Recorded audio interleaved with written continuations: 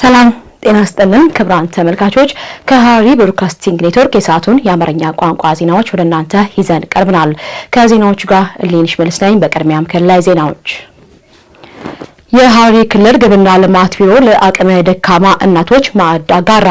ይህ መርሃ ግብር ለረጅም ዓመታት በችግኝ ማፍላት ስራ ላይ ለተሰማሩ አነስተኛ ገቢ ላላቸው እናቶች የተደረገ ድጋፍ መሆኑ ተገልጿል። ፍቃዱ በላይ የሐረሪ ክልል ግብርና ልማት ቢሮ በክልሉ በተለያዩ ችግኝ ጣቢያ ውስጥ በጽናትና በትጋት ለሚሰሩ አቅመ ደካማ እናቶች የፍቅር የመደጋገፍና የአብሮነት ማሳያ የሚሆን የማዕድ ማጋራት መርሃ ግብር አካሂዷል። የማዕድ ማጋራት መርሃ ግብር ላይ ተገኝተው መልእክት ያስተላለፉት የክልሉ ብልጽግና ፓርቲ ቅርንጫፍ ጽሕፈት ቤት ኃላፊ አቶ ጌቱ ወይሳ እናቶች የአንድ ሀገር ምሰሶ የሁሉም በጎ ነገር መሰረት ናቸው ብለዋል። አንድ ችግኝ አፍልቶ ለፍሬ ማብቃት ብቻ ሳይሆን ችግኝ የሚተከልበትን ምድርና ትውልድን በእናትነት ፍቅር የሚያንጹ የእውነት ባለቤቶች ናቸው ብለዋል። የተቸገሩትን መደገፍ ማገዝ ሀገር እንደ መገንባት ይቆጠራል ያሉት አቶ ጌቱ ዛሬ ለነዚህ እናቶቻችን ያደረግነው ድጋፍ የላባቸውን ያህል ባይሆንም ምን ያህል ከጎናቸው እንደሆነና ድካማቸውን እንደምንረዳ ለማሳየት ነው ብለዋል። የሐረሪ ክልል ምክትል ርዕሰ መስተዳድርና የግብርና ቢሮ ኃላፊ ወይዘሮ ሮዛ ኡመር በበኩላቸው ችግኝ እንደ ሕፃን ልጅ ልዩ እንክብካቤ፣ ፍቅርና ትዕግስት ይፈልጋል። እናቶቻችን ደግሞ ይህንን የረቀቀ እናታዊ እንክብካቤ በየችግኝ ጣቢያው በመስጠት ክልላችን አረንጓዴ እንድትለብስ ያደረጉት የትጉህነት ተምሳሌቶቻችን ናቸው። ይህ መርሃ ግብር ለረዥም ዓመታት በችግኝ ማፍላት ስራ ላይ ለተሰማሩ አነስተኛ ገቢ ያላቸው እናቶቻችን አብሮነታችን የምናሳይበት ደስታቸውን የምንጋራበትና ስለ ደከማችሁልን እናመሰግናለን የምንልበት የፍቅር መድረክ ነው በማለት ገልጸዋል። የእናት እጅ የነካው ነገር ሁሉ ይበቅላል፣ ይለመልማል ያሉት ኃላፊዋ የእነዚህን ትጉሃን እናቶች ድካም በመረዳትና ከጎናቸው በመቆም የተደረገው ይህ የበጎ አድራጎት ተግባር የመደጋገፍ አንድነታችን ህያው ማረጋገጫ ነው ብለዋል። የሀገራዊ ምክክር ሂደቱ ወደ 500 ተሳታፊዎች የመጨረሻ የምክክር ደረጃ የተሻገረ እንደሆነ የኢትዮጵያ ሀገራዊ ምክክር ኮሚሽን ዋና ኮሚሽነር አስታወቀ። የሀገራዊ ምክክር ኮሚሽን ዋና ኮሚሽነር ፕሮፌሰር መስፍን አርአያ በወቅታዊ ጉዳይ መግለጫ ሰጥተዋል። ለአብስራ አሰግድ ዘገባ ናርዶስ ዳምጤ። የኢትዮጵያ ሀገራዊ ምክክር ኮሚሽን ዋና ኮሚሽነር ፕሮፌሰር መስፍን አርአያ በሀገራዊ ምክክሩ ሂደት የተገኘበትን ደረጃ አስመልክተው ለጋዜጠኞች መግለጫ ሰጥተዋል። በመግለጫቸው ላይም ተሳታፊዎች በ10ና በ50 አባላት ደረጃ ያካሄዷቸው ምክክሮች በማጠናቀቅ በአሁኑ ወቅት በ250 አባላት በሚደራጁ ስልታዊ ቡድኖች ደረጃ ሀሳቦችን የማጠናከር ስራ እየሰሩ መሆኑን አብራርተዋል። በየደረጃው የተነሱ ሀሳቦች በቃለ ጉባኤ ተመዝግበው በተሳታፊዎች ከተረጋገጡም በኋላ ወደ ቀጣዩ የውይይት ምዕራፍ እንደሚሸጋገሩም ጠቁመዋል። በ250 አባላት ደረጃም ቢሆን ከቀደሙት ምክክሮች የተነሱ ሀሳቦች ላይ ተጨማሪ ማሻሻያና ማጣራት እየተደረገባቸው የጋራ መግባባት ላይ የመድረስ ስራ እየተከናወነ ይገኛልን ብለዋል። እንደ ኮሚሽነሩ ገለጻ የ250 አባላት ቡድኖች ውይይት ሲጠናቀቅም በቀጣይ በ500 ተሳታፊዎች የሚካሄደው ዋና የምክክር ጉባኤ የሚጀምርም ሲሆን ይህም በእያንዳንዱ አጀንዳ ላይ የተጠናከሩ ሀሳቦች በሰፊው መድረክ የሚመክሩበት ወሳኝ ምዕራፍም ይሆናል። በምክክሩ ሂደት ውስጥ የሚሳተፉ አመቻቾች፣ የፓናል ባለሙያዎችና ቃለ ጉባኤ ያዦችም የተሳታፊዎችን ሀሳብ በትክክል የማስተባበርና የመመዝገብ ኃላፊነት እንዳለባቸውም ገልጸዋል። ኮሚሽነሩ በመግለጫቸውም በማንኛውም መልኩ የራሳቸውን አቋም በተሳታፊዎች ላይ መጫን በጥብቅ የተከለከለ መሆኑንም አስረድተዋል። አክለውም ሁሉም ተሳታፊዎች በእኩልነት እንደሚታዩና የምክክሩ መሰረታዊ እሴቶች መከባበር፣ መደማመጥ፣ ነጻ ሀሳብን መግለጽና ወደ መግባባት መድረስ መሆናቸውንም አብራርተዋል። በሂደቱ የስነ ምግባር ግድፈቶች ከታዩም በኮሚሽኑ የስነ ምግባር መመሪያ መሰረት ተገቢው እርምጃ እንደሚወሰድ አሳስበዋል። በመጨረሻም የመላው የሀገራዊ ምክክሩ ሂደት በተያዘለት እቅድ መሰረት በመካሄድ ላይ መሆኑን የጠቀሱት ፕሮፌሰር መስፍን ሁሉም ተሳታፊዎች በኢትዮጵያ የጋራ ጥቅም ላይ በማተኮር ውጤታማ የምክክር ሂደት እንዲያጠናቅቁ ጥሪያቸውንም አቅርበዋል። ሙስና የልማትና የኢኮኖሚ ማነቆ በመሆኑ ማንኛውም ዜጋ ሊከላከለው እንደሚገባ የሐረሪ ክልል የስነ ምግባርና የጸረ ሙስና ኮሚሽን አስታወቀ። ኮሚሽኑ የ2019 በጀት ዓመት እቅድ ትውውቅ መድረክ አካሂዷል። ዘገባው የመሐመድ አብደላ ነው። ገዛኛ አራጌ እንደሚከተል ያቀርበዋል። የሐረሪ ክልል የስነ ምግባርና የጸረ ሙስና ኮሚሽን የ2019 በጀት ዓመት እቅድ ትውውቅ መድረክ አካሂዷል። በመድረኩ ላይ የተገኙት የሐረሪ ክልል የስነ ምግባርና የጸረ ሙስና ኮሚሽን ኮሚሽነር አቶ አዳል ሙላት ሙስና ትውልድና ሀገርን የሚጎዳ በመሆኑ ህብረተሰቡ ከስሩ ጀምሮ እንዲኮንነውና እንዲታገለው በየደረጃው የግንዛቤ ማስጨበጫ ስራዎች ሲካሄዱ መቆየታቸውን ገልጸዋል። ኮሚሽነሩ አክለውም ሙስናና ብልሹ አሰራርን ለመከላከል ከተማሪዎች፣ ከሴቶች፣ ከአመራሮች፣ ከሰራተኞች፣ ከሃይማኖት አባቶችና ከልዩ ልዩ የማህበረሰብ ክፍሎች ጋር በከተማና በገጠር ወረዳዎች በተሰራው ቅንጅታዊ ስራ አዎንታዊ ውጤት መመዝገቡን አስረድተዋል። ንብራን ሆጂ ኢትሱ ከሰቲ ቆራኖ ፊ ቋኖን ይገገስና በከ ሆጂ ማን ይበዳም በሙስና መከላከል ስራ ውስጥ ጥናትና ምርምር እናካሄዳለን። አሰራር የተበላሸበት ቦታ ላይ ያሉትን ክፍተቶችና ችግሮች አጋልጠን ከመፍትሄዎቻቸው ጋር በማስቀመጥ ተቋማት በእነዚህ ላይ እንዲሰሩና በአጭር ጊዜ ውስጥ እንዲያስተካክሉ እንመክራለን። አጠቃላይ መከላከል ትልቁ አካሄዳችን መሆኑን መግለጽ እፈልጋለሁ።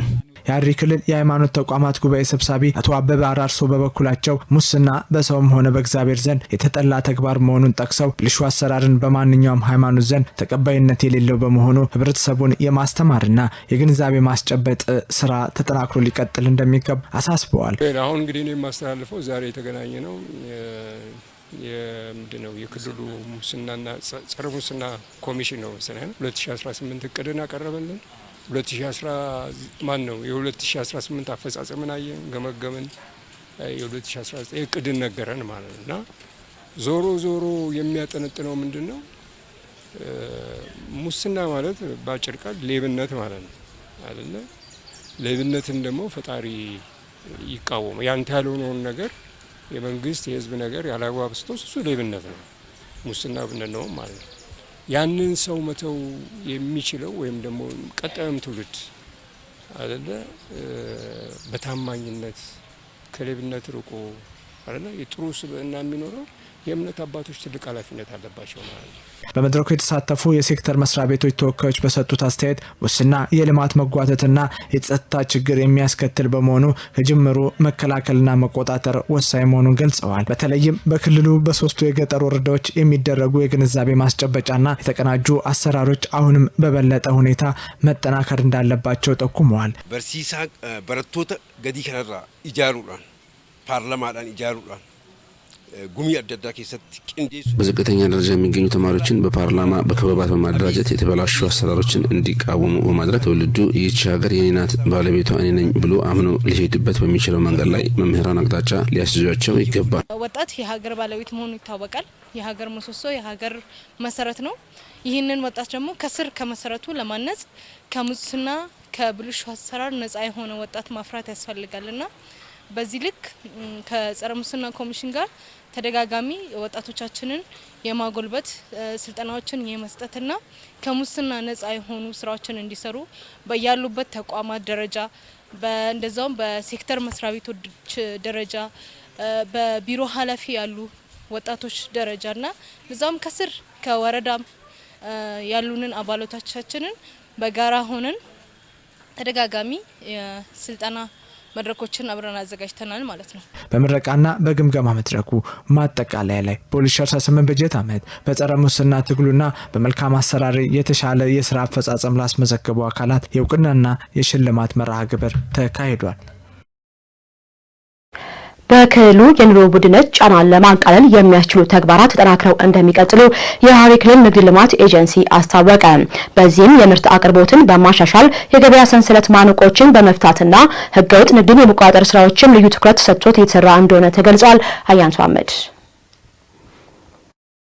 በክልሉ በተያዘው የበጀት ዓመት የገበያ ክትትልና ቁጥጥር ስራዎችን በማጠናከር እንዲሁም የግብርናና ኢንዱስትሪ ምርቶች አቅርቦትን እንዲሻሻል በማድረግ የኑሮ ጫናን ለማቃለል በትኩረት እንደሚሰራ የሐረሪ ክልል ንግድ ልማት ኤጀንሲ አስታውቋል። የኤጀንሲው ኃላፊ አቶ ሸሪፍ ሙሜ በበጀት ዓመቱ በሚከናወኑ ዋና ዋና ተግባራት ላይ መግለጫ ሰጥተዋል። በመግለጫቸውም በያዝነው የበጀት ዓመት በክልሉ የኑሮ ጫናን ለማቃለል የሚያስችሉ ስራዎች በተጠናከረ መልኩ ይከናወናሉ ብለዋል። በተለይም የገበያ የክትትልና ቁጥጥር ስራዎችን በማጠናከርና የግብርናና ኢንዱስትሪ ምርቶች አቅርቦት እንዲሻሻል የማድረግ ስራዎች የላቀ ትኩረት ይሰጣል ብለዋል። ሸማቹን ማህበረሰብ ለአላስፈላጊ ወጪና ለእንግልት የሚዳርጉ ሰው ሰራሽ የዋጋ ጭማሪዎች የሚያደርጉ ነጋዴዎች ተጠያቂ እንዲሆኑ የማድረግ ስራ ይሰራል ነው ያሉት። ከዚህ በተጨማሪም ምርትን በመደበቅ እንዲሁም ከባዕድ ነገር ጋር መቀላቀልና ሌሎች ችግሮች እንዲፈጠር ምክንያት የሆኑ ነጋዴዎች ላይም እየተደረገ የሚገኘው ክትትልና ቁጥጥር ተጠናክሮ ይቀጥላል ብለዋል። የምርት አቅርቦትን በማሻሻል የገበያ ሰንሰለት ማነቆችን በመፍታትና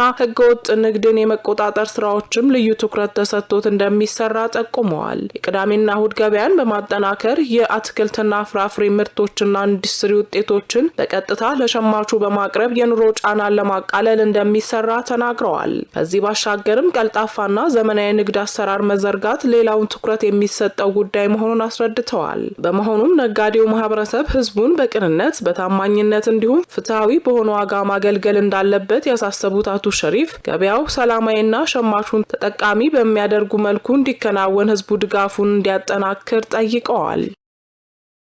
በሐረሪ ክልል የገጠር መንደሮች ተደራሽነትን በማስፋት የአርሶ አደሩን ተጠቃሚነት ለማረጋገጥ እየተሰራ መሆኑን የክልሉ ትራንስፖርትና መንገድ ልማት ቢሮ አስታወቀ። በዚህም የገጠር መንገድ ተደራሽነትና ፍትሃዊነትን ለማረጋገጥ በበጀት ዓመቱ 154 ኪሎ ሜትር የሚሸፍኑ የገጠር መንገድ ጥገናዎችና የአዳዲስ አገናኝ መንገዶች ግንባታ መከናወናቸው ተገልጿል። ለሄኖ ግርማ ዘገባ አያንቱ አህመድ። በሐረሪ ክልል በ2018 በጀት ዓመት የገጠር መንገዶች ተደራሽነትን በማስፋት የህብረተሰቡን ተጠቃሚነት የሚያሳድጉ የመሰረተ ልማት ስራዎች መከናወናቸውን የክልሉ ትራንስፖርትና መንገድ ልማት ቢሮ አስታወቀ። የቢሮ ምክትል ኃላፊ ኢንጂነር ፈቲህ ቶፊቅ እንደገለጹት የህብረተሰቡን የመንገድ መሰረተ ልማት ጥያቄዎች ምላሽ ለመስጠት በክልሉ በሚገኙ ሶስቱም የገጠር ወረዳዎች ማለትም በሶፊ፣ ኤረርና ድሬ ጠያራ ትኩረት ተሰጥቶ ሲሰራ ቆይቷል። በዚህም የገጠር መንገድ ተደራሽነት እና ፍትሃዊነትን ለማረጋገጥ በበጀት ዓመቱ 154 ኪሎ ሜትር የሚሸፍኑ የገጠር መንገድ ጥገናዎችና የአዳዲስ አገናኝ መንገዶች ግንባታ መከናወናቸውን ተናግረዋል። የተከናወኑት ፕሮጀክቶች ገጠርን ከገጠር ገጠርን ከከተማ እንዲሁም ከአጎራባች ክልሎች ጋር በማገናኘት ማህበራዊና ኢኮኖሚያዊ መነቃቃቶችን እየፈጠሩ ይገኛል ብለዋል። ከዚህ ቀደም በክልሉ የገጠር ወረዳዎች የነበረው አስቸጋሪ የመንገድ ሁኔታ በአርሶ አደሩ ላይ ከፍተኛ ፈተና ደቅኖ የቆየ ቢሆንም አሁን ላይ የተከናወኑት የመንገድ ግንባታዎች በርካታ ጥቅሞችን ማስገኘታቸውንም ኢንጂነር ፈቲ አብራርተዋል። በተለይም አርሶ አደሮች የግብርና ምርቶቻቸውን በፍጥነትና በዝቅተኛ የትራንስፖርት ወጪ ወደ ከተማ ገበያ እንዲያቀርቡ ማስቻሉን፣ የጤና የትምህርትና የሌሎች መሰረታዊ አገልግሎቶች ተደራሽነትን ማቃለሉን እንዲሁም በቀጥታና በተዘዋዋሪ ለበርካታ ዜጎች የስራ ዕድል መፍጠሩን በምሳሌነት አንስተዋል። በተጨማሪም የአካባቢው ህብረተሰብ ለመንገድ ስራዎቹ አስፈላጊውን ድጋፍና ተሳትፎ በማድረግ ለልማቱ ያለውን ባለቤትነት ማረጋገጡን ምክትል ቢሮ ኃላፊው አክለው ገልጸዋል። በ2019 በጀት ዓመትም በክልሉ የሚካሄዱ የገጠር መንገድ ልማት ስራዎች ተጠናክረው እንደሚቀጥሉ ኢንጂነር ፈቲህ አረጋግጠዋል። ከአዲስ አበባ የመጡ የኪንግደም መዘምራን ህብረት አባላት በሐረር ከተማ የተለያዩ የቱሪስት መስህብ ስፍራዎችን ተዘዋውረው ጎበኙ። የህብረቱ አባላት በተለይም የሐረሪ ባህል ቤት፣ የአርተር ራምቦ ሙዚየምና በተለምዶ አስታራቂ መንገድ ተብሎ የሚጠራው መንገድን ጨምሮ የጁገል ኮሪደር ልማት ስፍራዎችን ተመልክተዋል።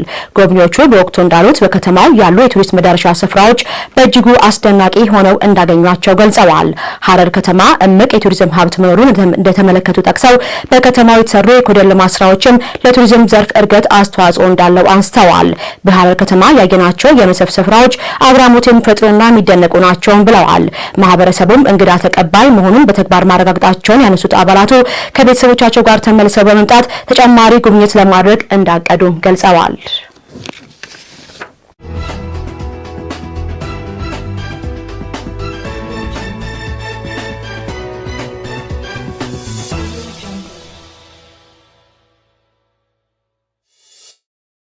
ወደ ሀገር አቀፍ ዘገባዎች ተሸጋግረናል። በተጠናቀቀው 2018 በጀት ዓመት ከኤሌክትሪክ ኃይል ሽያጭ 477 ሚሊዮን ዶላር ገቢ ተገኝቷል ሲል የውሃና ኢነርጂ ሚኒስቴር አስታወቀ። በሌላ ዜና ባለፉት ዓመታት የማዕድን የዘርፍ እድገት ከጊዜ ወደ ጊዜ በፍጥነት እየጨመረ መምጣቱን የማዕድን ሚኒስትር ኢንጂነር ሀብታሙ ተገኝ ገለጹ። እኚህና መሰል ሀገር አቀፍ ዘገባዎች እንደሚከተሉት ይቀርባሉ። በተጠናቀቀው 2018 በጀት ዓመት ከኤሌክትሪክ ኃይል ሽያጭ 477 ሚሊዮን ዶላር ገቢ ተገኝቷል ሲል የውሃና ኢነርጂ ሚኒስቴር አስታውቋል። ሚኒስቴሩ ለፋና ዲጂታል እንደገለጸው ከተለያዩ የኃይል ምንጮች የሚገኘውን የኤሌክትሪክ ኃይል ምርት መጠን ለማሳደግ በተከናወኑ ስራዎች ተጨባጭ ውጤት ተገኝቷል። በዚህ መሰረትም በ2018 በጀት ዓመት ከተለያዩ የኃይል ምንጮች ከ9730 ሜጋዋት በላይ የኤሌክትሪክ ኃይል ማመንጨት መቻሉን አመልክተዋል። በተገኘው የኤሌክትሪክ ኃይልም በከተማና ገጠር አካባቢዎች ያለውን የኤሌክትሪክ ተደራሽነት ይበልጥ በማጠናከር በርካታ ዜጎችን የኃይል ተጠቃሚ ማድረግ ተችሏል። የኤሌክትሪክ ኢነርጂ ሽያጭ መጠንን ለማሳደግ በቁርጠኝነት የተሰራ ሲሆን በ2018 በጀት ዓመት 31583 ጊጋዋት ሰዓት ለመሸጥ ታቅዶ ከ34025 ጊጋዋት ሰዓት በላይ መሸጡ ተጠቁመዋል። ኢትዮጵያ በቀጣይ በቀጠናው ያላትን የኤሌክትሪክ ኃይል ትስስር ይበልጥ ለማጠናከር በትኩረትና በቅንጅት እንደምትሰራ ተመላክቷል።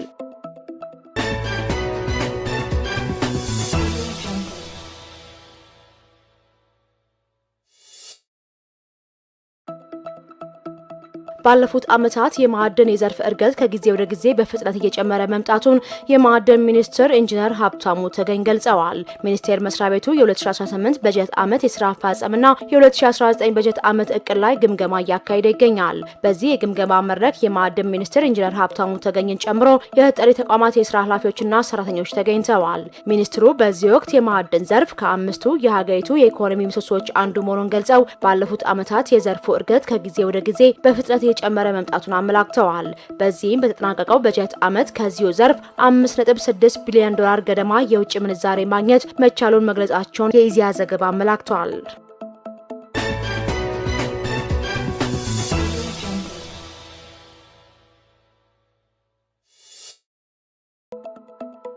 ኢትዮጵያ 76ኛውን የዓለም ጤና ድርጅት ስብሰባ ታስተናግዳለች። 76ኛው የዓለም ጤና ድርጅት የአፍሪካ ቀጠናዊ ኮሚቴ ስብሰባ ከነሐሴ 18 እስከ 22 ቀን 2018 ዓ.ም ድረስ በአዲስ አበባ ይካሄዳል።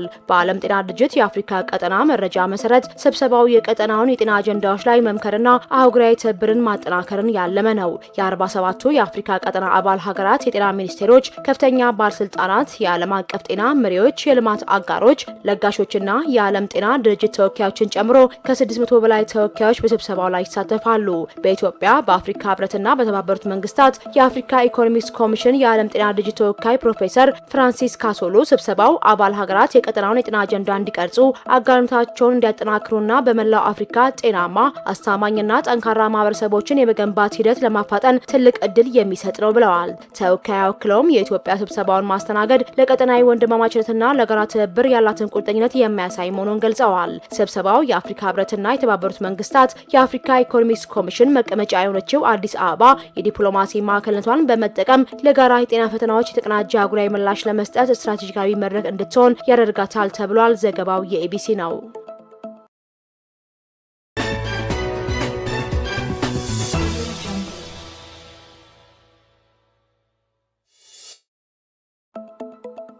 የሀገራዊ ምክክር ጉባኤ ሁሉንም የህብረተሰብ ክፍል ያሳተፈና በኢትዮጵያ ለመጀመሪያ ጊዜ የተፈጠረ ታሪካዊ አጋጣሚ ነው ሲሉ የቀድሞ የኦሮሚያ ክልል ፕሬዝዳንት አቶ ጁነዲን ሳዶ ገልጸዋል። የምክክር መድረኩ በመላው ሀገሪቱ የሚገኙ የህብረተሰብ ክፍሎች ከልብ እንዲወያዩና መሰረታዊ በሆኑ ሀገራዊ አጀንዳዎች ላይ በሰለጠነ መንገድ እንዲመካከሩ በር የከፈተ ነው። በጉዳዩ ዙሪያ ከኢዜአ ጋር ቆይታ ያደረጉት የቀድሞ የኦሮሚያ ክልል ፕሬዝዳንት አቶ ጁነዲን ሳዶ የምክክር ጉባኤው ሁሉንም የህብረተሰብ ክፍል ያሳተፈና በኢትዮጵያ ለመጀመሪያ ጊዜ የተፈጠረ ታሪካዊ አጋጣሚ መሆኑን ገልጸዋል። ሀገርን ለመገንባትና ዘላቂ እድገትን ለማረጋገጥ እንዲሁም አስተማማኝ የፖለቲካና ኢኮኖሚ ስርዓት ለመገንባት እርስ በርስ ከሚገፋፉ የፖለቲካ አካሄድ በመውጣት ውይይትና የእርስ በርስ መተማመን አስፈላጊ መሆኑን ጠቁመዋል። መድረኩ የተለያዩ የህብረተሰብ ክፍሎችን በአንድ ቦታ በማገናኘቱ በሀገሪቱ ታሪክ ለመጀመሪያ ጊዜ የተፈጠረና ታሪካዊ አጋጣሚ ነው ብለዋል። ሰላም ከራስ አእምሮና ከቤተሰብ ይጀምራል ያሉት አቶ ጁነዲን የራሳችንን ችግር በራሳችን መፍታት እንጂ የውጭ አካላትን መጠበቅ አስፈላጊ አይደለም ሲሉም አመላክተዋል። ዘላቂ ሰላምና ልማትን ለማረጋገጥ መደማመጥ፣ መቻቻልና መመካከር ለሁሉም ነገር ቁልፍ መሆኑን መገንዘብ ይገባል ያሉት አቶ ጁነዲን የምክክር መድረኩ ችግሮችን በውይይት የመፍታት ባህልን እንደሚያመጣም እምነታቸው መሆኑን አስታውቀዋል።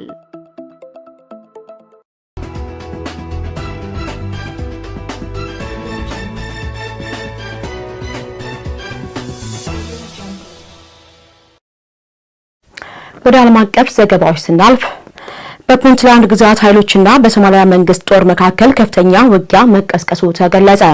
በሶማሊያ ግዛት ካልካይ በፑንትላንድ ጸጥታ ኃይሎችና ከፌዴራል መንግስቱ ጋር ግንኙነት ያላቸው ናቸው የተባሉ ኃይሎች መካከል ከፍተኛ ውጊያ መቀስቀሱ ተገልጿል።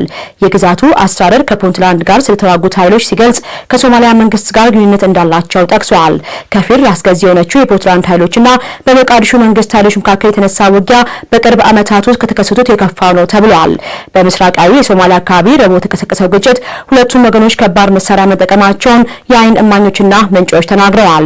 ቢያንስ 5 የጸጥታ ኃይል አባላት ጉዳት ሲደርሶባቸው ወደ ሆስፒታል መወሰዳቸው ተገልጿል። ዘገባው የቢቢሲ ነው።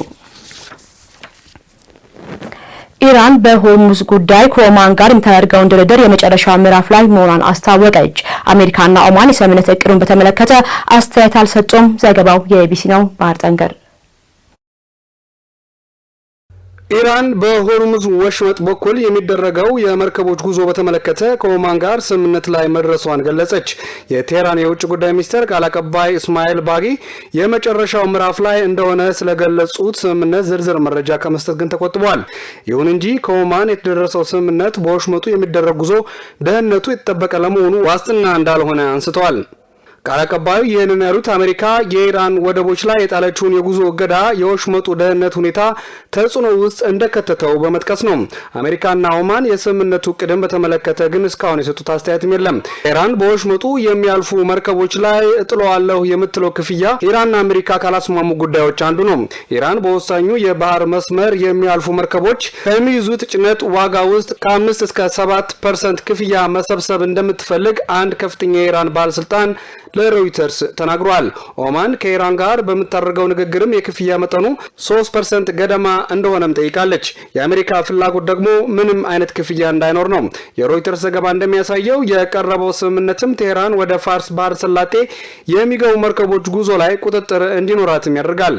የካቲት ላይ አሜሪካና እስራኤል በኢራን ጥቃት ከከፈቱበት ጊዜ አንስቶ ቴህራን ከዓለም አቀፍ የነዳጅና የተፈጥሮ ጋዝ ምርት ውስጥ 20% ገደማው የሚተላለፍበት የሆርሙዝ ወሽመጥ ዘግታለች። ማክሰኞ ዕለት የአሜሪካ ፕሬዝዳንት ዶናልድ ትራምፕ ወሽመጡ በቅርቡ የማይከፈት ከሆነ ኢራን በከባድ ሁኔታ እንደምትመታ ማስጠንቅቋል። ትራምፕ ማስጠንቀቂያውን የሰጡት ከፍተኛ የአሜሪካ ባለስልጣናት ከኢራን ጋር የሚያደርጉት ንግግር በዚህ ሳምንት መጨረሻ በሆርሙዝ የሚደረግ ጉዞን በድጋሚ ለማስጀመር በሚያስችል ደረጃ ማሻሻል እንዳሳዩ ከተናገሩ በኋላ ነው። ኢራን ግን ከአሜሪካ ጋር እየተነጋገረች እንዳልሆነና ለመደራደርም እቅድ እንደሌላትም በተደጋጋሚ ገልጻለች። ክቡራን ተመልካቾች ከሐረሪ ብሮድካስቲንግ ኔትወርክ ለሰዓቱ የያዝናቸው ዘገባዎችን ይመስሉ ነበር። ከቀሪ መሰናዶች ጋር መልካም ቆይታ። ጤና ይስጥልን።